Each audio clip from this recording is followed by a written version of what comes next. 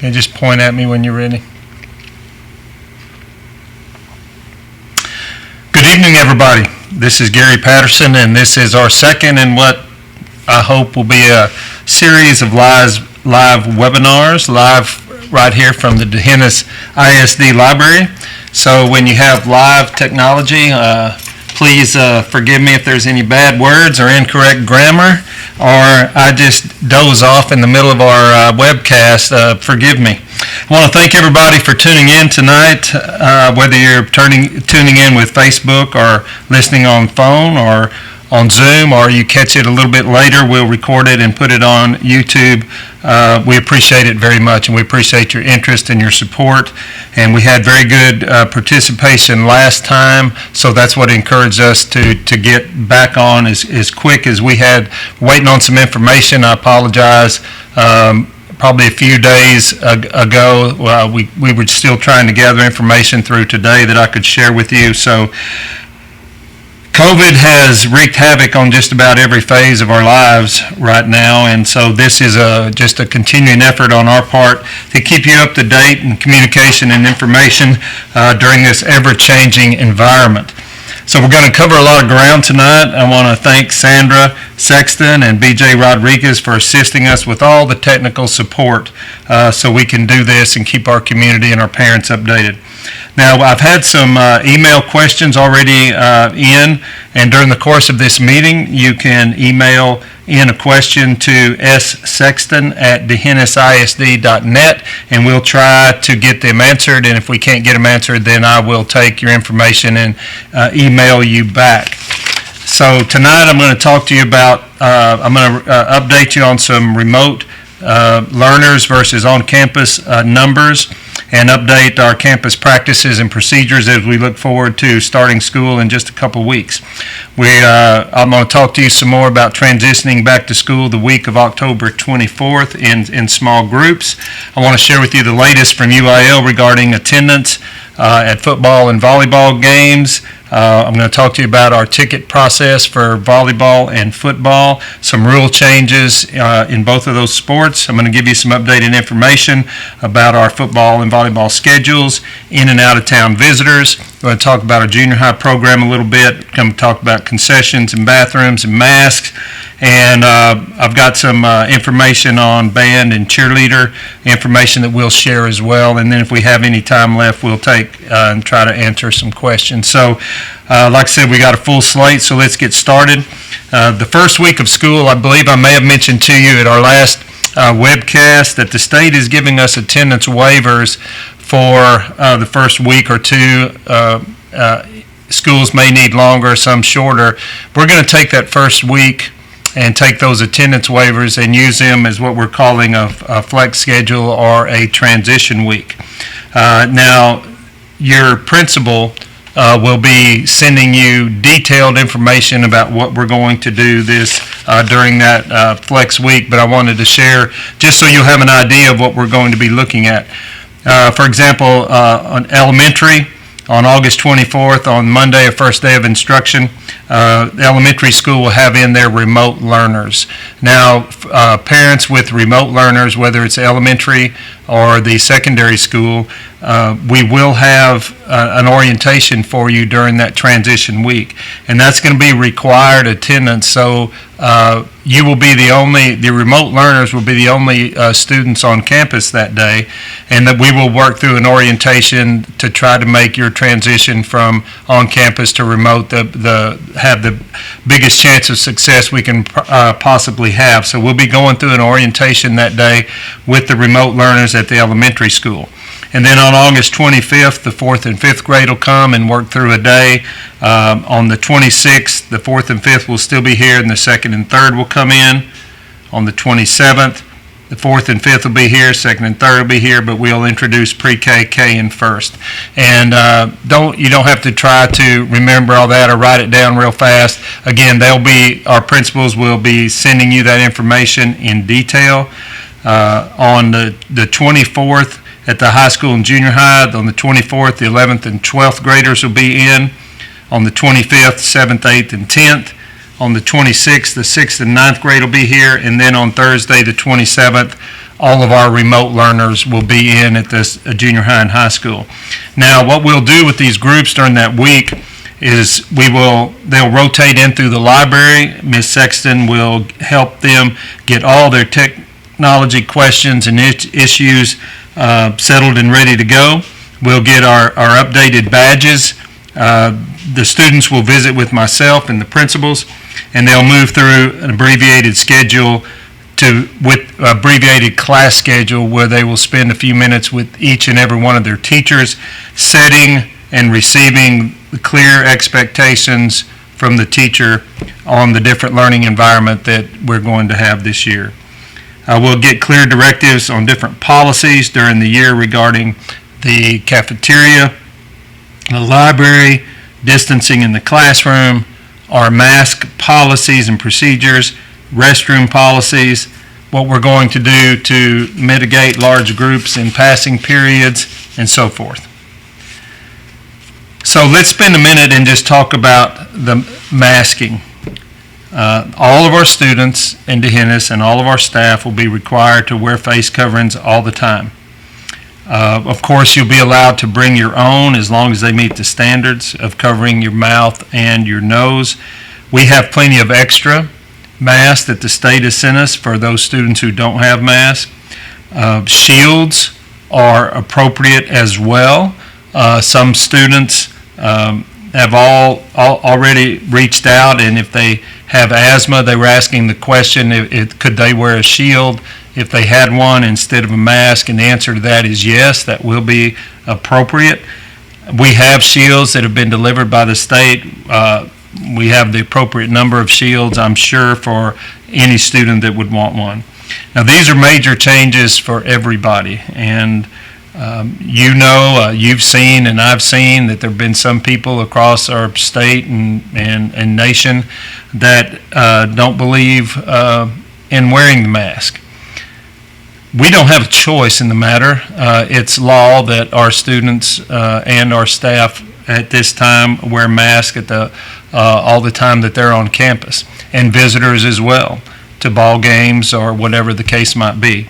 So regardless of your belief about masks, we're going to wear those, and they'll be reinforced. The science is quite astonishing at the level of protection if two people that are interacting both are wearing masks.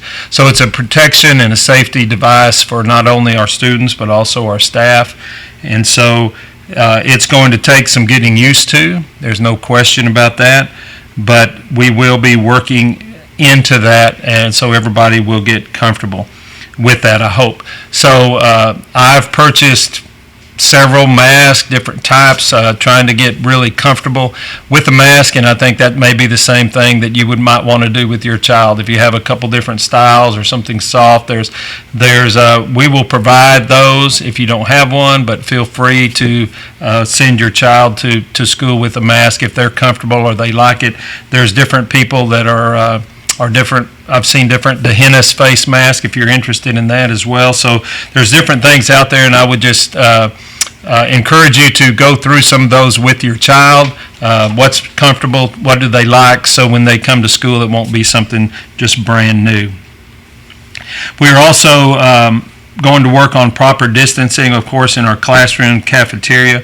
We're going to stagger our class release times to limit the number of students outside at any one time. And that's part of why we want these transition days to get a little bit used to moving around our campus without getting too close to each other at any one time. So parents, guardians, we do need your support and encouragement on this on the home front. Sometimes it's more difficult for some of our younger students to understand the need for all of us doing what we're doing. All the school districts in Texas and across our country are struggling with this getting back to school and what the routine's going to be and how we're going to protect ourselves. And so any encouragement, support you can give us at home will go a long way of just helping reinforce why it is we're doing what we're doing, why we're trying to protect our staff and our students, and how we're trying to contain the spread of the COVID virus. The cases continue to surge at alarming rates, and we're going to do everything we can to keep our students and staff safe. Besides our face coverings, there will be plans in place to disinfect the entire campus on a daily basis. Sanitizer will be available in all areas. We will be encouraging, we have masks, of course, as I just talked about. Hand washing, distancing, and disinfecting will be consistent, constant, and ongoing throughout our days. Visitors will be very limited, just on an emergency or very important reasons will any visitors be allowed on campus. And we're asking that our visitors, we won't have a process for parents or grandparents to bring lunches in for the kids. So we're, at least for the first 9 weeks, till we see how things are going. So parents will be asked either to drop off, to prepare their lunch for the kids to bring to school, or purchase a school lunch, because we will not have a process for dropping off lunches during the first 9 weeks. I want to remind you that in the next few days, to certainly before school starts, to check the website. There's a couple of documents we're going to post. Some are required, some are just local decisions that we'd like the community to know about. But the COVID-19 cleaning and disinfecting plan for 2021 will be up on the website in the next few days. It will just tell you everything that we're going to be doing on campus on a daily basis, how we're going to be doing it, and what areas will be cleaned on a daily basis, disinfected, what our restroom policies are going to look like. We'll go over all of that with the students during our orientation this year in the flex day, that transition week. But there'll be some information for the students and the parents to reference on the website about our cleaning and disinfecting plan. Also, I've had some questions, rightfully so, not only from parents but also from our own staff members about what our COVID case protocol will be in case there is an outbreak or one of our staff or students test positive, have symptoms of COVID-19. So that protocol will be posted on the website as well. What I'd like for you to know as parents and community members, that this is a fluid situation. We've never been through these types of preparations before for this type of disease, and it's hard to pinpoint exactly what might happen. So we have some protocols in place, but there may be something there that we just do not anticipate, and at that time we will just inform you and make the best decisions possible. But just briefly, I wanted to go over this with you, and then it'll be posted on our website in the next few days as we continue to put the final touches to it. But if a student or staff member were to be exposed to someone who has a lab confirmed COVID positive test, then there's steps that we will take as a local district, and there's steps we must take as required by law. So if there's a positive test that may have happened on the weekend, or a student or staff member may go home during the week feeling poorly and have a test, whatever the case might be, when we get word of a positive test or severe symptoms on campus of what we suspect might be the virus, then the student or staff members shall immediately notify the administration after becoming aware that they have been exposed or tested positive.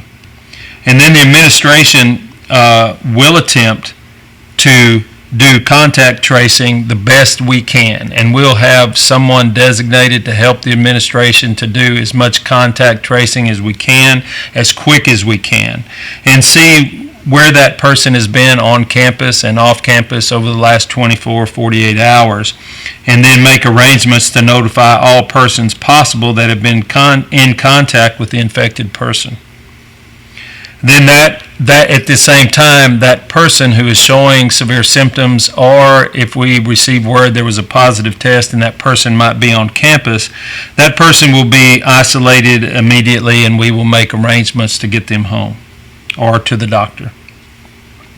The principal shall immediately notify the superintendent, and the superintendent will make determination of next steps, which will include to coordinate communication to persons that may have been in contact with the infected person, as I mentioned, coordinate communications to parents, staff, and county health department about the available information, including effective areas and school closures. So you can rest assured that through our webpage, through Facebook, and through our messaging system, that we will be notifying parents and community as soon as we can when we have this information that gets to us. You will be notified. We will coordinate with the technology director for posting of information on our website. We'll determine if and how long facilities should be closed for cleaning or the spread of virus. I'll talk about that a little bit more in just a second. If a campus should be closed, then we communicate all information to staff, parents, and community. Immediately make arrangements for campus or the district to flip to 100% remote learning. And if there are multiple cases, then closure will likely be for an extended period of time. So let's talk about that for just a second. The reason I mentioned earlier that there might be situations come up that are going to be different each time is, for example, if there is an early childhood student that had tested positive but had been very restricted to a classroom at the elementary school, that's different than if we had an outbreak at the high school of 3 or more multiple cases all in a 2-day period. So we're going to evaluate each and every situation, and we will determine that if a closure is the appropriate decision if there's one student or one staff member who is positive with the virus. It will depend on what the circulation of that person has been, how many people they've been in contact with, whether we can contain it within a classroom situation or they've been all over. So I think you can understand that each case will be different. We'll take all the information and make decisions as quickly as possible with the best information we have at the time. Right now, the Center for Disease Control is recommending that if one student or one staff member were to become infected, then there's a possibility that a short-term closure just for cleaning, disinfecting, and information sharing might be the most appropriate decision for anywhere from 2 to 4 to 5 days. If there's an outbreak of 2 or 3 or more, then a closure would probably be more important for the time that it takes for the virus to run its course, which could be up to 14 days. It's likely that we will have one or more of these examples come up. I think it's probably likely for every school district in Texas. There's a high percentage that one of these examples is going to present itself in our district. And just rest assured, we will communicate as quickly as possible. We will try to make the best decisions possible.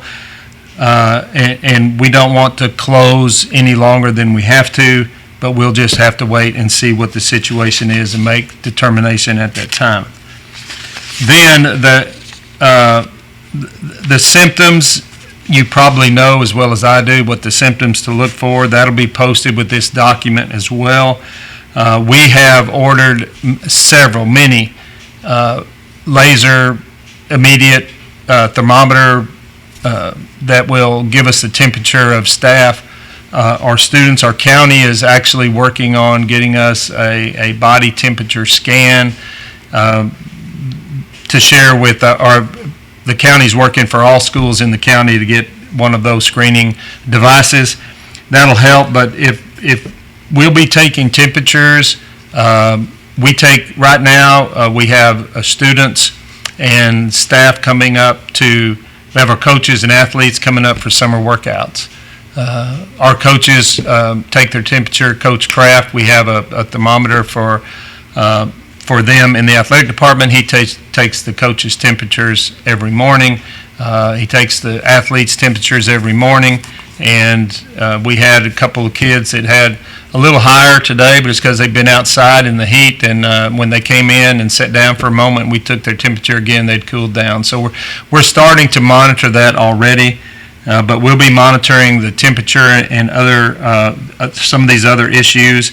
Our teachers are going to have these, will be posted on the website, and if our students show any signs or our staff members show any signs of these criteria: shortness of breath, difficulty breathing, unusual muscle and body aches, headaches, loss of taste or smell, trouble breathing, nausea, pressure and pain in the chest, then we will arrange immediately for the staff or student to be isolated and treated and get better feel of that.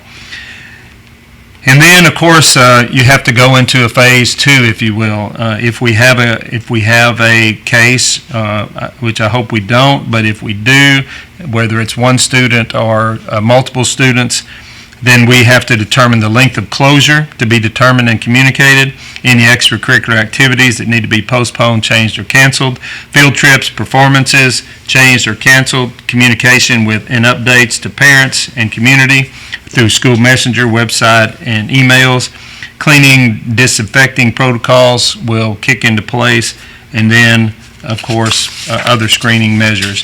I'm going to include on the website a slide presentation. It'll look a little bit like this, just for information for our parents and community, and again, we'll get those up as soon as we finish. Also, as part of our requirements, staff has to go through a self-screening process on a daily basis. That's in the governor's order. Also, we will be required to screen our parents and community members for ball games, and our visitors will have to go through screening as well at UIL curricular events. And this just seems like a lot. There's a reason it seems like a lot, because it's a lot. And but we'll try to assist through this. We want to do as much self-screening as possible.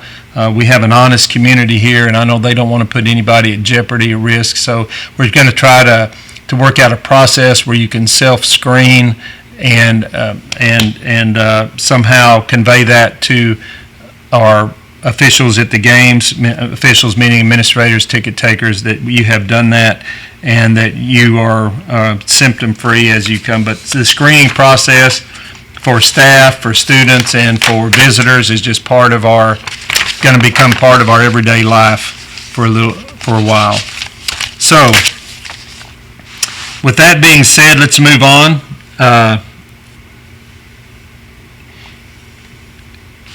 Again, the precautions are due to of course, we want to protect ourselves and our staff and our students, but also our community.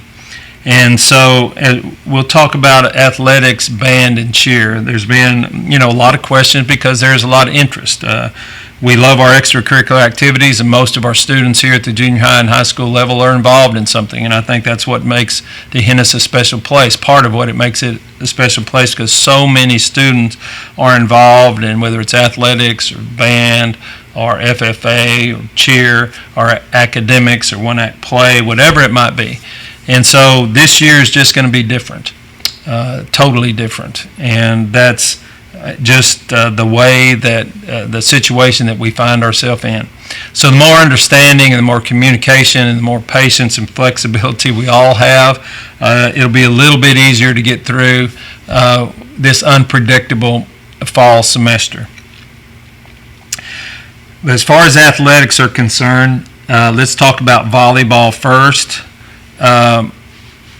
There's a scrimmage coming up Saturday in Uvalde, and then games will begin next week.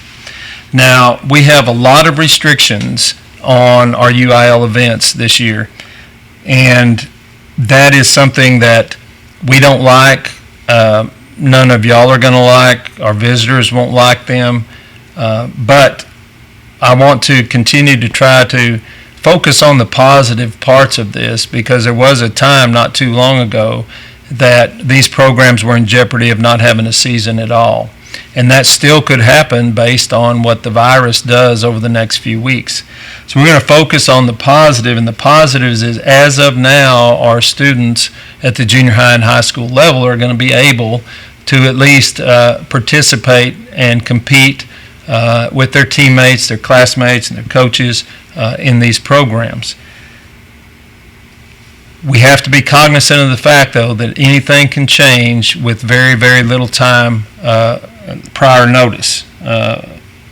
So the gyms in our district, and we'll have some out-of-district games too, but we'll focus on district because some of our out-of-district gyms have the same issues that we have.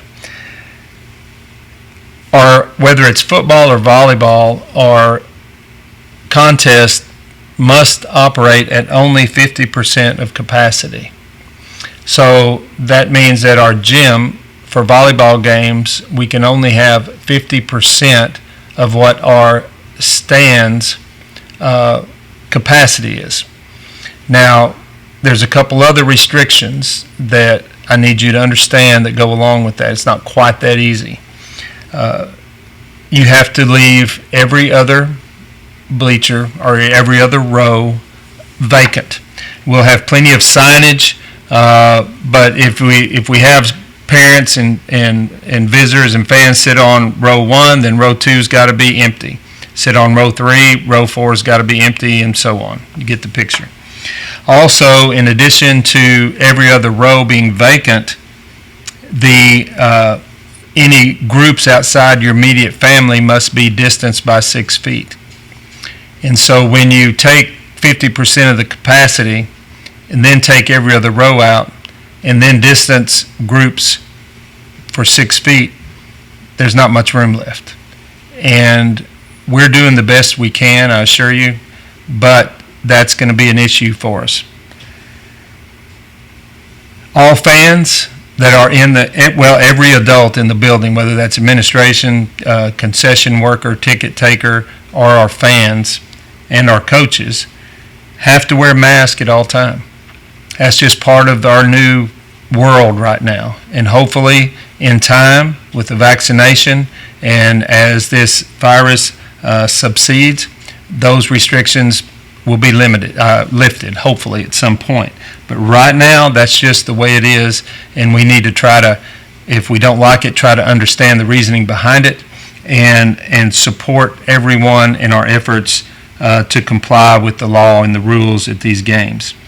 So all fans must wear masks at all time, whether that's in town or out of town. And there'll be, at Uvalde, the schedule this Saturday, Uvalde has chosen not to have fans at all, whether home fans or visitor fans. So if you were planning to go to Uvalde and watch the volleyball scrimmage on Saturday, you won't be able to do that. But we might be able to do it because BJ is gonna. We received permission today from Uvalde to live stream that back home, and so I want to say so much thanks to BJ because he's going to be involved in streaming our volleyball and football games because the visitors are going to be so restricted. The fans are going to be so restricted. At least we're going to have a way to watch these contests, and if your parents or grandparents, you record it and watch it together. And so that is the good news in this situation. We respect Uvalde's decision. We're going to make the same decision on some things, and because it's a difficult situation in our volleyball district. As of right now, no teams are allowing visiting fans at all for district games, with the exception of Utopia. So the districts in Texas all operate under the umbrella of a district executive committee.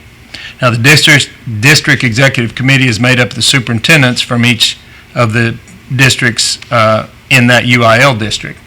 Many times, in this case, Mr. Schumacher or Coach Kraft will attend those meetings if it's an athletic or an academic. But in these big issues, we've all been in constant contact, the principals, the superintendents, the athletic directors, trying to work out the best arrangements possible. And in some of these gyms are so small that there's just, and I understand you want to protect your home team first. You want your own families, your own parents, your own grandparents to come and watch their own kids. And in these tight restrictions of capacity, a lot of times there's just not room to allow out-of-town visitors. And I get that. And that's why all of our district games, you will not be allowed to go and watch any district game other than if you want to go to Utopia. Now, why Utopia is the only one? Because their decision makers in Utopia voted that way. So, but nobody else, no visitors for other teams. In Dehennis, let's talk about what we're going to do. So, before we get to that, in our non-district volleyball games, we'll have to communicate that to you on a game-by-game basis. So, Coach Rodriguez, I'm sure, will be in touch in the visiting teams. The home teams are all supposed to notify the visiting teams if they're going to allow visitors for non-district games and how many are to be expected. And so it's just ever-changing. May not have a lot of notice between one game and the next, and so I'm just asking you to be as flexible as possible and tune in to BJ and the live stream and catch it that way if you can't get into a ball game. As far as our home fans, our junior volleyball, our junior varsity and varsity volleyball games, each player and manager will get 2 passes for each family, only 2. That will allow you to get into the game and purchase a ticket. So it's still not free because you have a pass, but if you have a pass, it will allow you to purchase a ticket. So to start off with, we're going to allow 2 tickets per player and manager. Now, what that will do is allow. We'll wait and see exactly how that works out. But with the 50% capacity, taking out every other row and allowing 6 feet in between every 2 tickets, only gives us 55 to 60 seats on the home side. The visitor side, so you might ask, well, what about not opening up the visitor side to home? Well, we want to see if we can do that. Behind each bench, visiting and home team, we have to mark off an area for the JV to sit when the varsity's playing and vice versa. And those students in those areas are also supposed to distance themselves at 6 feet each. So depending how many we just have to wait and see how many seats will be available, if any, there in the middle section, and if we can open that up after we're into this for a couple of games. So we'll try to get as many people in, but you can see that when you're limited to 50 to 60 seats as per law, that's just not many tickets we can give out. And we want to accommodate as many as we can, and I know that doesn't sound like many, but we're going to have to start somewhere, and so that's where we will start. And it can be rotating members of your family. Of course, it doesn't have to be the same 2 members of your family each time, but we're going to ask if you bring children with you to those games that you keep them seated there beside you, because we will not be around. We just can't. I'm not saying our kids run around too much at the volleyball games, but they're going to have to be seated because they're just not going to be able to intermingle with people. And again, every child, every adult's going to have to wear a mask to the games. I'm very sorry about that, but it's just tough when you have to block out the rows and count for distance. It just doesn't leave much room. And again, I want to try to focus on the positive that the kids are they're getting to enjoy the competition. There's different rules as well for the volleyball. If you're a volleyball fan, you know that between each match you switch sides and and switch sides of the court. There'll be no more of that. The volleyball teams will stay seated on their side, home and visitor side. They will not switch. There'll not be the traditional handshakes at the end of the game. There will be more of just a congratulatory wave and thank you for coming. We enjoyed the contest.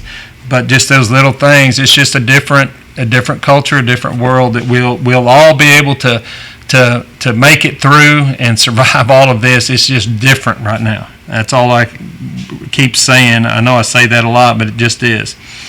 Out of town, visitors will not be allowed in our gym for volleyball season as of now. There's just nowhere to put them if we accommodate our own fans. As I mentioned earlier, there's just not enough seating.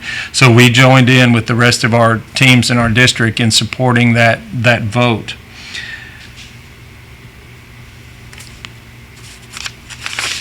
Concessions will be very limited with just packaged snacks, drinks. We'll have only a couple people working the concession. They'll have on gloves and masks, and we'll just have packaged snacks and drinks.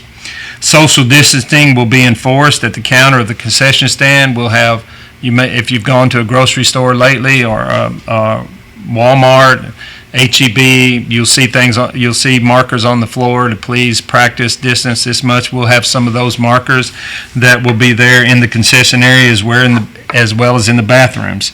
Every other bathroom stall will be blocked off. And so we'll we're going to we'll do our best to limit the number of people, and this will be more of a self-protection issue with our fans, is we'll have some signage to please have no more than 2 people in the bathroom at one time, so there's just not very much room in our bathrooms. Okay, I'm sure there's some issues with volleyball that I didn't cover, but let's talk about football.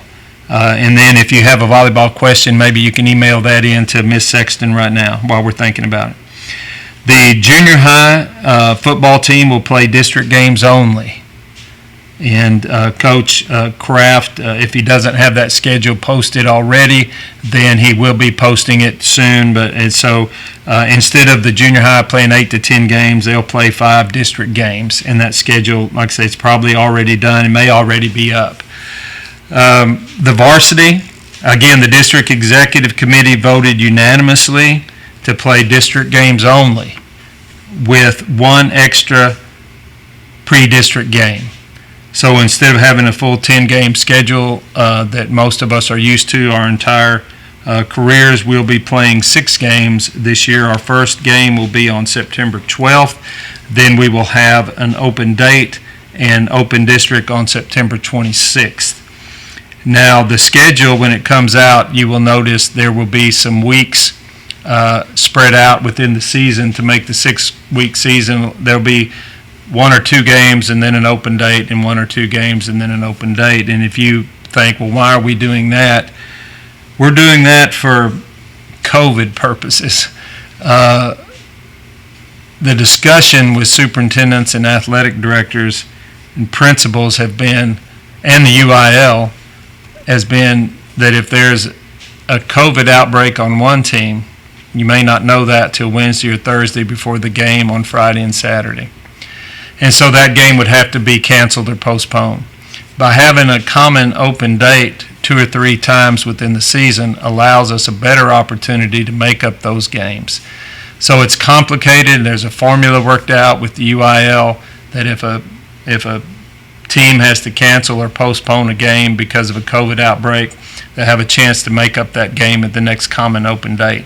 If at the next common open date, either Team A or Team B has a COVID outbreak, then we have some issues to work through.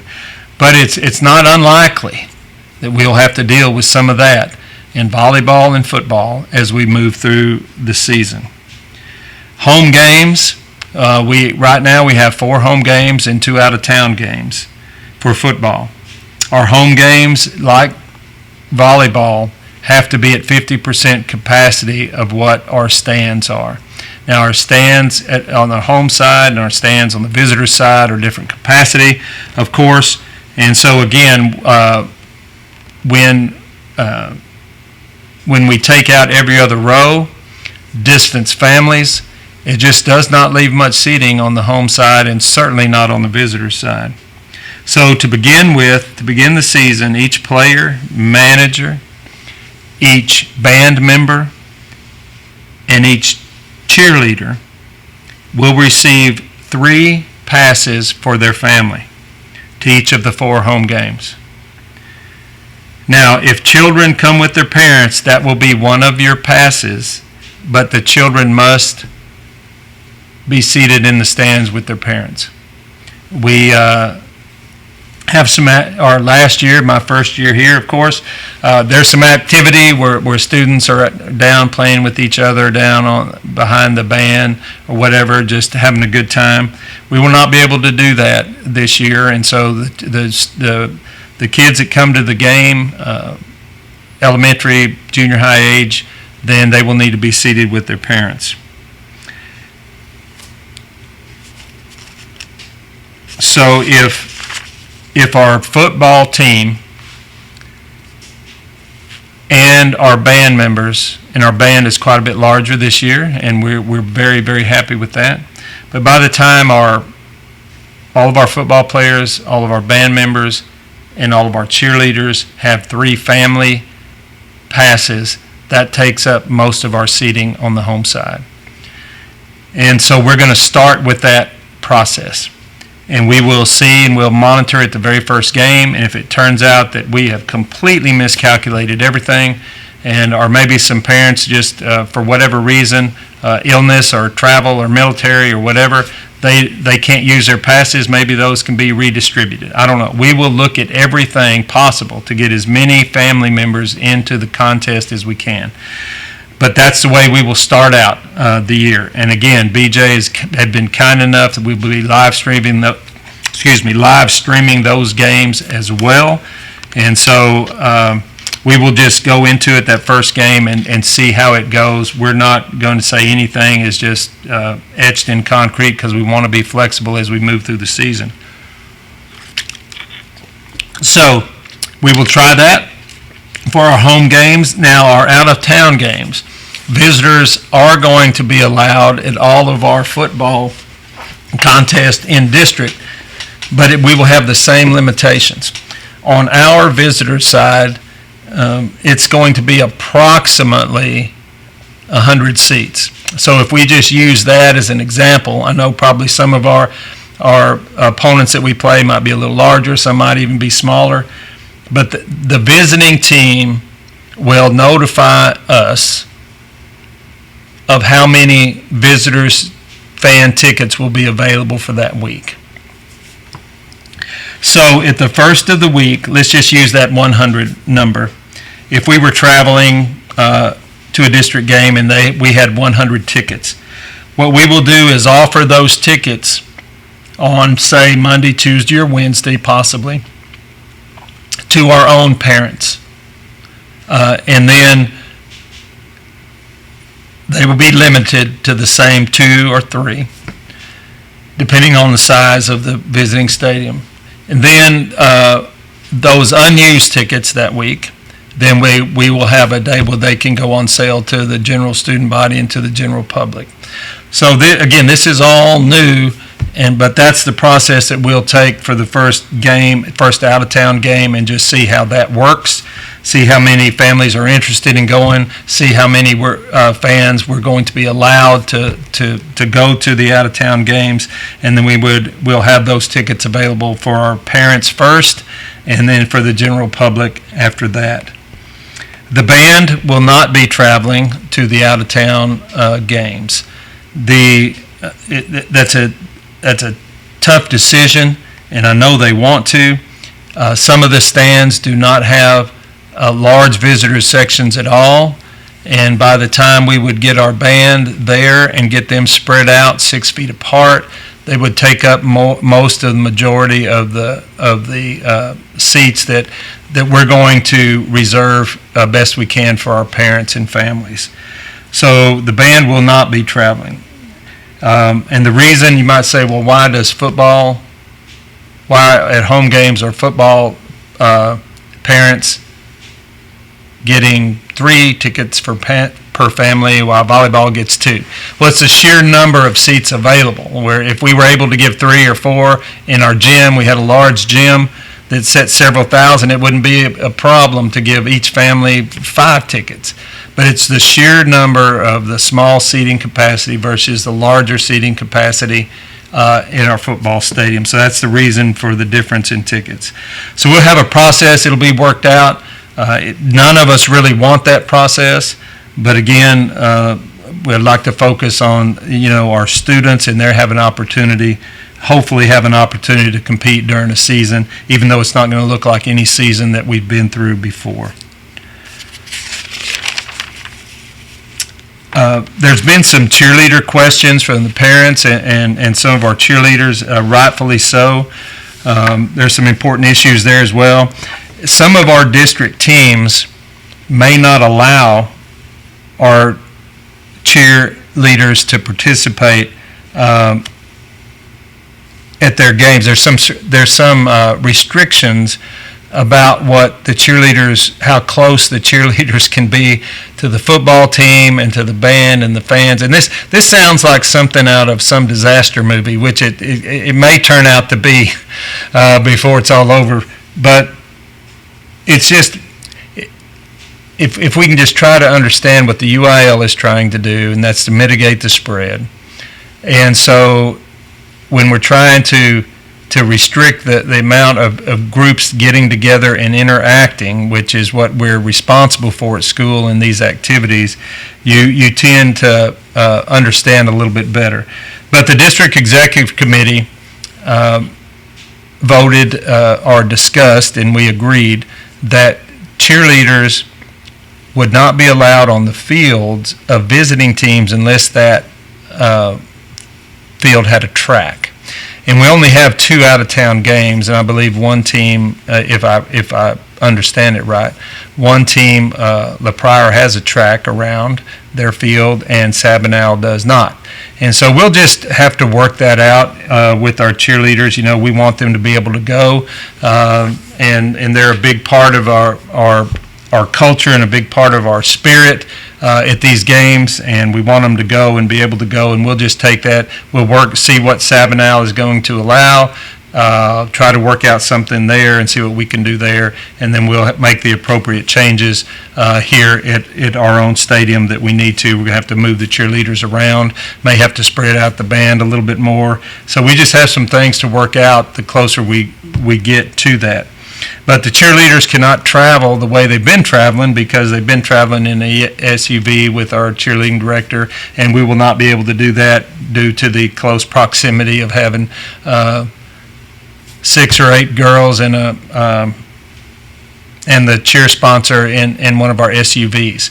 So we'll be talking to our parents and seeing about travel arrangements, and we'll just work that out best we can. We only have 2 games that we have to be concerned about that. And so we'll be working with our parents and the cheerleaders to work out something on those other games. Cheerleaders are going to have to wear masks like everybody else and maintain social distance. So it's it's hard to build a pyramid when you're 6 to 10 feet apart from each other. So or do stunts, and so they'll look a little bit different. They won't look too much different in their uniforms, but what they'll be allowed to do is just going to look a little different this year, like everything else. Let's see. Pep rallies. We will not have pep rallies like we've had in the past in our gym. We just cannot do that. Because the same social distancing requirements that we're talking about for fans and visitors, we have to abide by that at any gatherings at school. And the more I talk about this, it just seems like when I hear myself saying all these things, it seems like there's just a ton of what you can't do. It's like you may think of me as a preacher who's giving the sermon of thou shalt not. It's almost like thou shalt not do everything under the sun at school this year. We're going to try very hard not to just to be able to work around within the rules and the laws, and to have some fun with our kids during this very difficult time of trying to schedule and organize and abide by the laws and rules that are handed down to us. But we cannot have pep rallies in the gym like we've had in the past because we just can't distance. We just can't. And so we will not be doing that. If all the restrictions get lifted, sure, we'll be happy to go back. We're in the process of discussing what things we'll look at our first game, and try to work out something for a pep rally in the stadium itself, where all the kids can at least be in one spot, even though we have to distance. If the team is on the field, they have to stand certain distance apart and to cheer. But we can have the team and the cheerleaders and the band, and we can distance with all of our kids in both sets of bleachers, and maybe we can all get in and have some spirit and have a good time and have something that resembles what a traditional pep rally will look like. So we will continue to do that. Unfortunately, we won't be able to have any visitors for the pep rally. It'll just be the school staff at that. And so those are all just different things. It's discouraging on one end, but let's keep do our very best, keep a positive attitude, do as much of these kinds of things that students really like to do, like the pep rallies, like the games. It's just going to look different, as I've said a million times.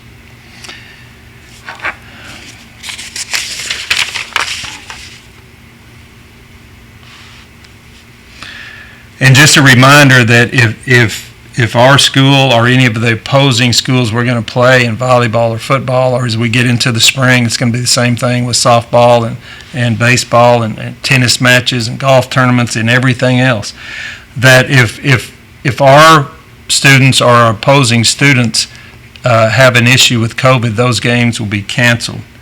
And we just want to, again, be glad that we're going to have some live streaming for those things for the people who can attend. So I'm going to move into wrapping this part up and take some questions. But I just want to say that on remote learners, we've had our elementary school and our high school. We still have probably another 20 or 30 families at the high school we need to get contacted with to get registered. But through registration this week with high school and last week with elementary, we're looking at about 25 to 30% of our student body, that's at all levels, that's elementary and high school, that are choosing to stay at home. So we're right about 70 students as of today on the 10th. The 10th. The 10th is the last day that we have for you to register and notify us if you're going to stay home as a remote learner. So there's a few more days to the deadline. I think most of the people have made that decision and notify us. But if you're still considering that and you're not sure, I want to remind you to please let us know by the end of the school day around 4 o'clock on Monday the 10th. If you haven't made that decision, please let us know, because we just have to know for planning purposes. But we have about 70 students right now who have chosen to stay home.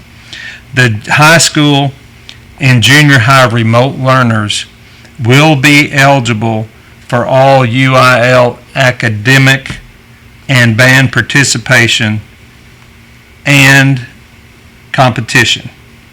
But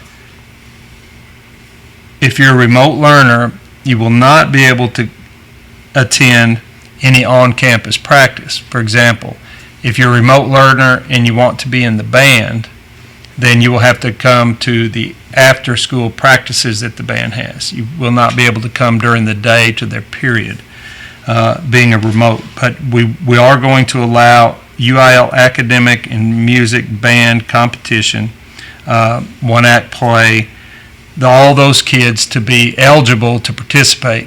But it will have to be the after-school practices only for those students who are remote learners. Now, remote learners have the same academic schedule. I would just want to remind you that our remote learners will have the same academic schedule, and so they're going to have to be logged on their device and participating in those classes for the entire time that they're engaged. You will get your schedule. During orientation and flex week, we'll go over that in detail on what you need to do if you're a remote learner. Remember, the dress code is going to be enforced.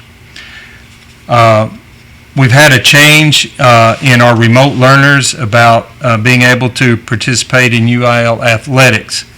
So we are going to allow the remote learners to participate in athletics, but again, only the after-school practices. Now, that's at high school only, and I want to talk to you and clarify this with you. But only the high school students will be able to participate in athletics, but they will not be able to come to school and practice during the athletic period. It'll all have to be after school. And looking at the list of students right now at the high school, I don't know if there's any in that situation. There may be one or two, but just glancing at that with the principal and the athletic director today, that's not going to impact very many students at all based on what the information we have right now. Junior high remote learners will not be able to participate in athletics due to the fact that all of our practices are before school and during first period, and they cannot attend that first period class if they're remote learners. So that just adds to the confusion. We want to try to get as many kids involved and as we possibly can, but that just does not work for first period with junior high. And I don't believe, again, after looking at the remote list earlier, I don't think that's going to impact very many of our students at all. I think most all of our participants in athletics are already enrolled to come to on campus. So by now, you're all confused, frustrated. Please don't stress out looking for logic in any of these decisions, because logic since March 5th has been hard to find. And so there is some reasoning, hopefully some thoughtfulness that's gone into these guidelines. And I want you to continue you reach out to me, and I appreciate those who've called and emailed, and I believe I've gotten back to everybody that's emailed me. If I haven't, I will be in the next day or two. But I would like to say that I fully expect this to be the most challenging situation that any of us have been in public education. It's so different than anything we've ever done before, and that's part of the difficulty is there's no precedent, there's no trial and error, there's no research, and so we're just going to have to do the best we can. And together, if we do that, we try to understand your feelings at home, y'all try to understand some of the decisions that have been made, we can get through this, and I hope that we can replace what I've seen with fear of the unknown and frustration and anger with hope and patience and respect and a little grit thrown in, because we're going to have to dig deep at times this year, because things will change dramatically, sometimes from one week to the next. And we'll need a full dose of all of that. It's extremely possible that opening school will end up in closing school in a few days or weeks, that there'll be cancellations and postponements of events that you're looking forward to, and it may become a way of life for several more months, or maybe this entire school year. But the safety of our students and staff will continue to be at the forefront of our priorities and decisions, and D'Hanis is a top-level district. We're an A district for a reason, and that's because our students and staff and families are A students, A grade staff, and A grade families. So together with some patience and flexibility, we can beat this thing back with a broom and have the best year that we can possibly have, and that is our goal. So I have a couple questions here. Do we have some questions, Ms. Sexton, that have come in? Well, why don't we address those? Since children are known to frequently be asymptomatic, will contact tracing also be done for the siblings of known positive cases? That's an excellent question. I would say that I agree 100% that what we're seeing with the younger children especially, that they're asymptomatic. So if there were symptomatic, if anybody's symptomatic that we know of that is in one of our families, one of our students, and I hope that's the question, yes, we would need to do contract tracing to the best of our ability. Now, we're limited on staff, and we're going to have one person assigned to assist administration as soon as we know of these symptoms or a test, that we're gonna sit down and we'll have at least a minimum of 2 people on the phone or talking to people in person or on the phone to do as much contract tracing as we can. But the answer to that would be yes, to the best of our ability. Okay, the next question is very similar. Will children of a parent or sibling that are known positives be allowed to be physically present on campus and in the classrooms? Okay, I may need you to read that again. What it's saying is if one child is positive, would the other siblings still be allowed to come on campus? That would be a no.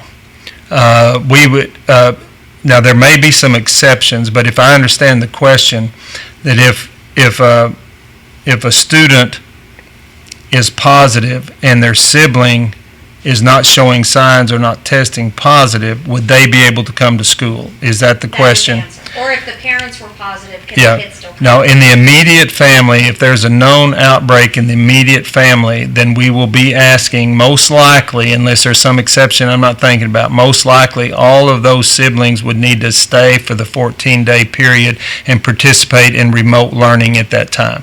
So that would be just a switch. If those students were on campus, they would immediately go to remote learning for that 14-day period. Now, Ms. Sexton, can our audience hear your question? Okay, they can, okay. So I don't have to repeat it, good. No, sir.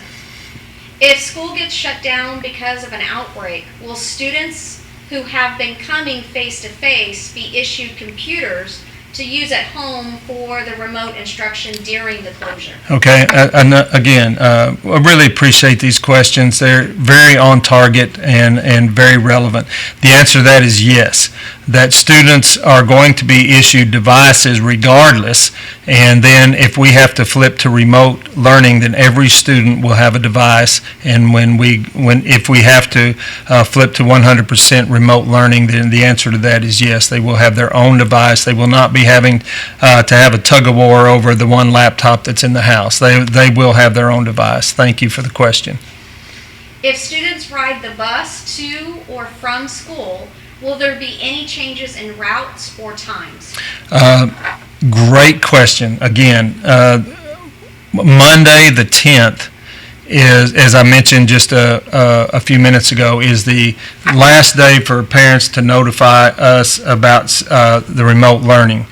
So on Monday afternoon, we will be meeting as a staff of administration and bus drivers to look at how many of the traditional bus riders will be staying home as a remote learner. So we then, at that time, we're going to adjust every route possible for 2 reasons. One, to make sure we can distance as much as possible on a bus, and that's and with us, that's not very much. We talked about this a little bit last time. There are only 12 seats on our largest buses on any one side. So if each student had 1 seat, that's 24 students. So our family members can sit together, so that'll free up some space. But what we're hoping for is to have family members sitting together, everyone else have 1 seat to themselves, and all of our students will be masked. We'll have hand sanitizer as they step on the bus, and we must lower windows even if the buses are air conditioned to improve ventilation. So we will have those protective measures in place, but I'm straying from the question. Yes, the answer is yes. That's one reason we were going. The other is because if we have significantly fewer students riding the buses, then we can also possibly reduce our bus routes by 1, and that would save us a considerable amount of money during the course of the year if we could do that. So the answer is yes, and that will still give us almost 2 weeks to be able to communicate to the parents if there's any route changes or time pickup changes, anything like that. So thanks for that question. I should have covered that in my notes, but I'm glad you reminded me about that. Thank you for the question. Do you know if there will be any cross-country meets for high school or junior high? The answer to that is yes, there will be cross-country meets for both. I can't tell you the exact number of meets or whether, I haven't seen that schedule, but we did discuss that. The UIL has approved that, and so cross-country, yes, is allowable at both levels. On the same topic, they're wanting to know if it's going to have the same pass requirements for cross-country meets. I don't anticipate, cross-country is well, let me back up. I would expect anybody hosting a cross-country meet to make it known to all the fans that they would be expected to be 6 feet apart or more. That is not a difficult task to accomplish at a cross-country meet because it's more wide open and a lot of the parents are spread out at different places along the route anyway. So I would expect anybody hosting that to have those rules in place that y'all already know. You be masked and you have to be spread out a little bit, but I wouldn't think there would need to be a limit on the number of tickets because not that I personally love cross-country and respect those kids and those parents for all the early mornings and long distances, but that's not a sport that has traditionally has enough fans where we would have to restrict them at those meets. So I would think you're good either way. Okay. A parent would like clarification. Will our children who choose to be remote learners to avoid large gatherings still have to go to the in-person orientation to learn how to be remote? Could just a parent attend? It seems counterintuitive to have those who have elected to be remote forced to go to an indoors in-person meeting. Could this be an outside orientation? Possibly. We'll certainly take that into consideration. So let's say if we have 70 students, and that is evenly dispersed, it's not evenly, but it's close, being dispersed between elementary and high school. So the remote learners at elementary are on one day, and the remote learners on the secondary are another day. So if we only have 30 students, be very easy to break them up into 3 groups of 10, have them spread out. We will be practicing social distancing and masking during the entire time that they're here. So we will break them up into 3 groups, small groups.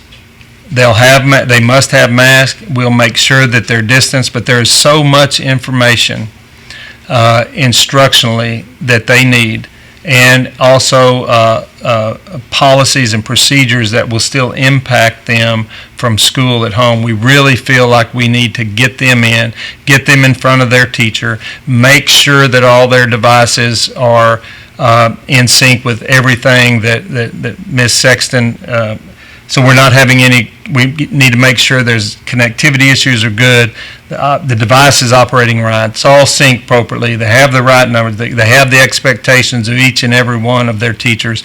So we think it's critical that they get face-to-face with their teacher and just hear what the expectations and clarify and get everything set up. So I'm not concerned, and I'm concerned about everything it seems like, but I'm not overly concerned that we can't really protect your remote learners on campus for that one day in those small groups. So I hope you're not too concerned about that after that decision. So it will be in small groups, I can assure you, and they will be distanced and masked. Okay. Will high school students be allowed to leave campus for lunch? Thank you for that question. That has been a topic of much consternation. The short answer is yes.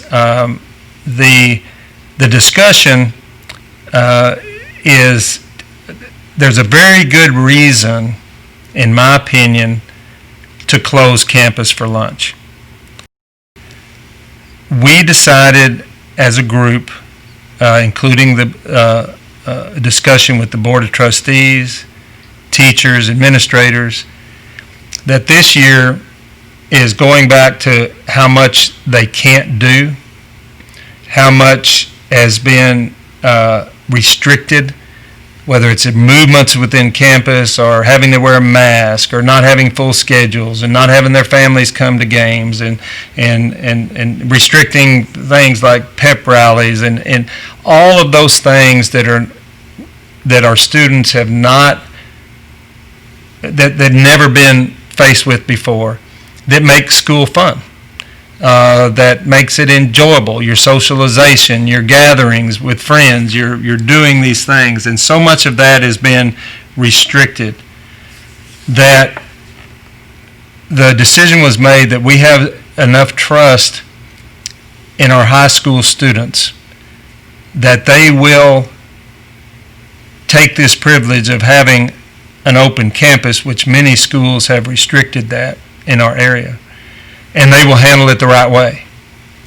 And by the right way, I mean that, once they're headed to stripes or out to their cars, if the masks start coming off, the minute we walk out of the classroom or the minute we hit the gate on the way to your vehicle or right off the minute you step off campus, we're still responsible. And we think our students will do the right thing.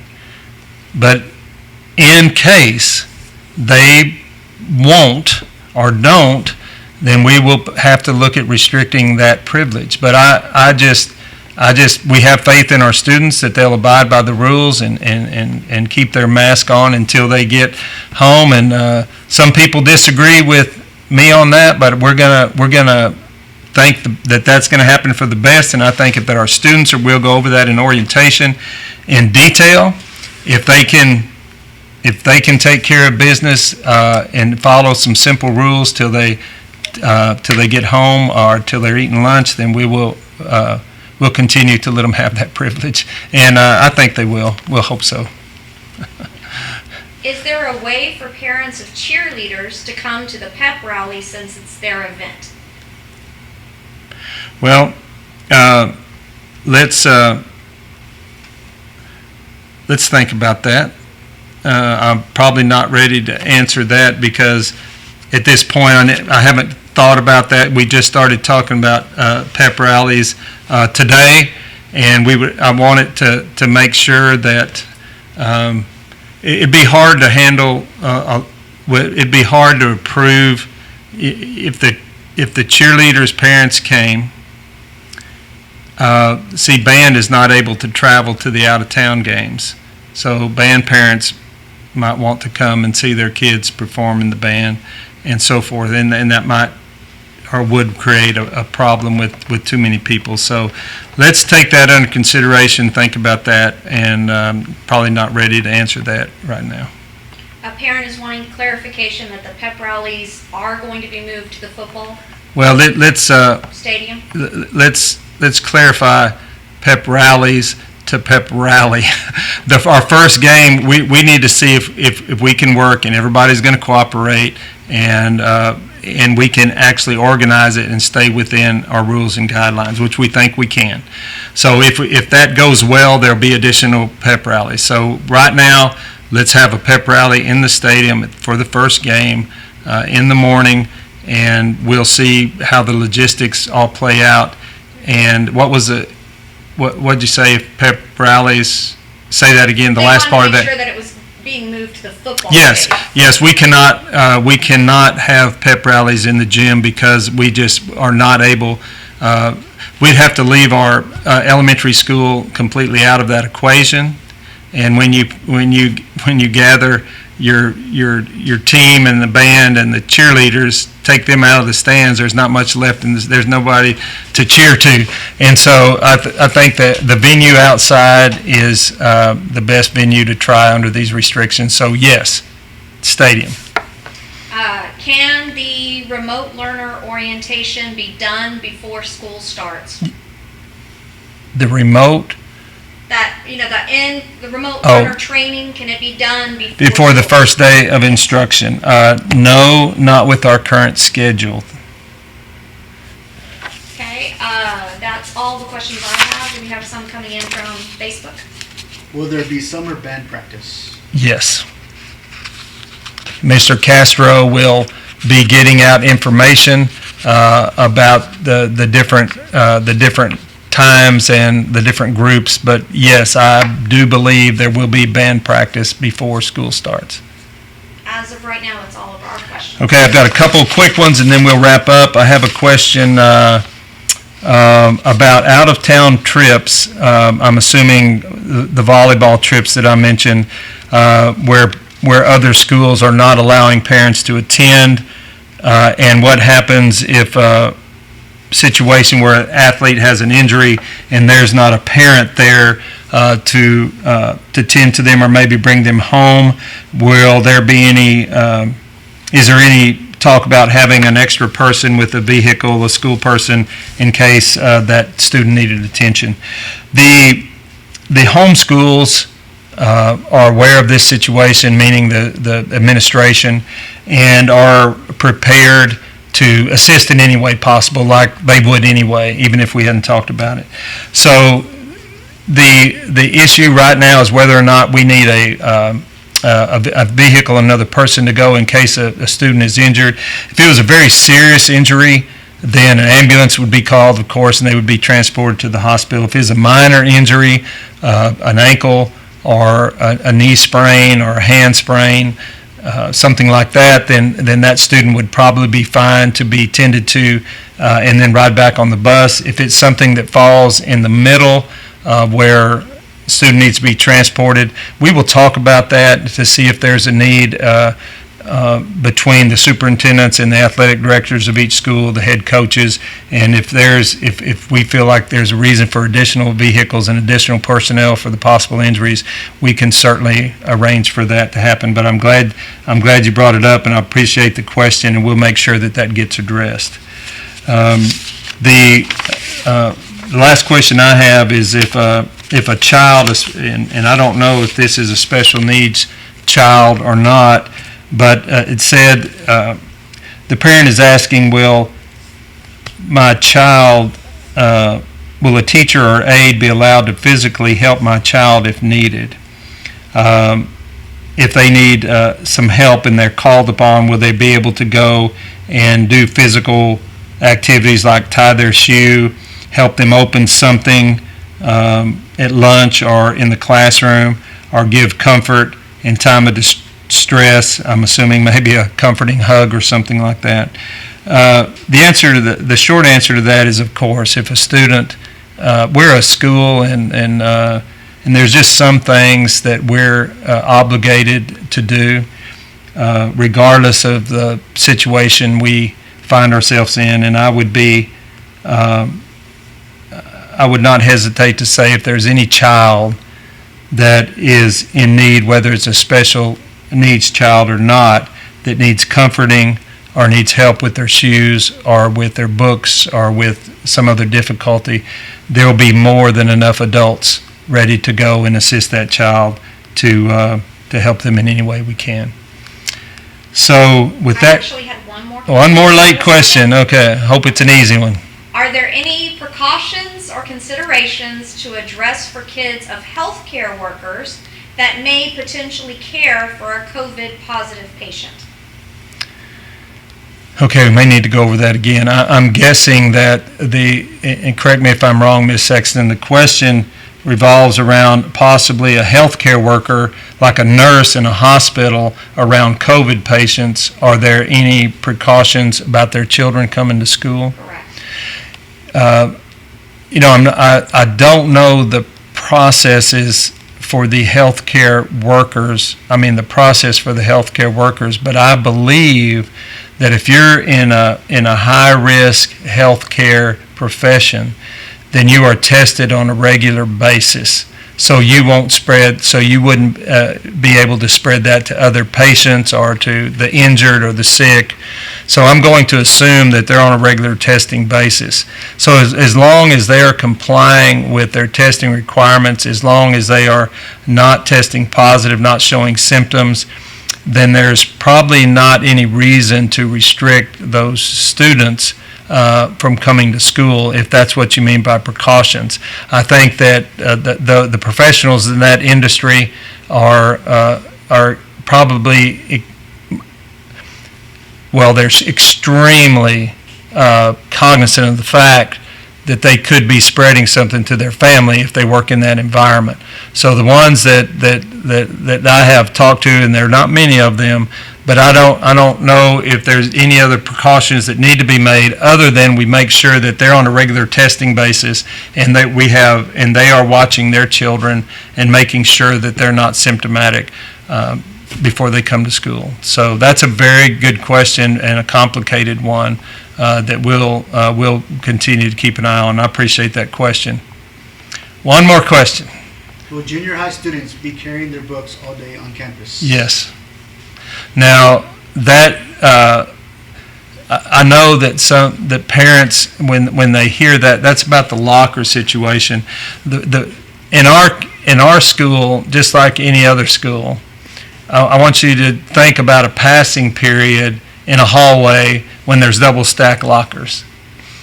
That is the worst situation right now that we can probably be in as far as safety, is have those students piled on each other in the hallway, getting stuff out of their lockers. So for the first 9 weeks, we are going to not have locker access, and we will monitor that as we go forward. Now, what we will do is we're in the process of talking to teachers about having classroom sets of books where instead of the student lugging that's probably not a real professional educational term, is lugging their books back and forth, but probably some of you know what that means, carrying their books back and forth from home to school on a daily basis. If they've got 5 or 6 of the big biology and math and English, those books, we're doing more and more online curriculum. And we're expanding our online curriculum. We're going to have training in online curriculum. We have online curriculum available. So we believe that we can move quickly toward a classroom set of books for references when we need that, and then have the teacher referencing the sites and the curriculum that those kids need to address online when they're home. So I believe we're going to get past a lot of that. I know that that's the first thing we think about when we say no lockers, is we've got so much stuff. Now in D'Hanis, if your kids are like at least one of my kids, they had 2 backpacks and maybe not even books in them, just stuff. And then they're carrying their gym bag, and then they're carrying their band instrument. And so that, I don't know any way around all of that, but I think we can mitigate the heavy books being carried, the need for heavy books being carried back and forth between home and campus. I'm out of questions. Okay, well, friends and family and school community, if you're tuned in or you watch this a little bit later to pick up some things, some information, we appreciate everything you're doing, your support of your students, your support of our staff. This is going to be a difficult year on you and your students and our teachers. And we're going to try, I'll make a commitment to you that we're going to do everything we can to make it as easy as we can on all parties. But it's just going to be a difficult year. So thank you for your patience. Thank you for tuning in. Thank you for your interest. Email me questions. We'll have another one of these sessions before school starts, maybe right before school starts, and we'll continue to get you out any changes on a message to the superintendent, from the superintendent on the webpage, if anything comes up. So thanks again for everything you're doing, and with that, we'll sign off and say good evening.